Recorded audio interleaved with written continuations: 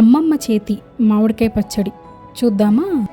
తెలంగాణ మామిడికాయ పచ్చడి ఎట్లా పెట్టడో చెప్తా.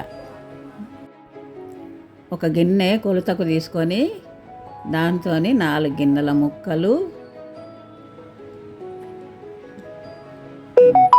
సగం ఉప్పు పోసుకున్న, సగం ఆవు పొడి పోసిన, సగానికి ఎక్కువ కారపొడి పోసుకున్న, ఎల్లిపాయలు 1/2 కిలో ఎల్లిపాయలు దంచి సగం ఇందులో సగం పోన్లో పోసుకోవాలి.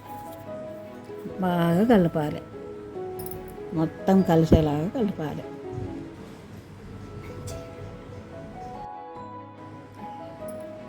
తర్వాత నూనె పోన్ చేసుకోవాలి. కేజీ నూనె బాగా వేడైనాక ఆవాలు జీలకర్ర వేయాలి. తర్వాత చల్లగా అయినాక మెంతి పొడి, జీలకర్ర పొడి, పసుపు వేసి ఈ ముక్కలు అలా పోసుకొని బాగా కలిసేలాగా కలపాలి. నేను చెప్పిన కొలతలతో పెడితే సంవత్సరం పచ్చడి మంచిగా ఉంటుంది.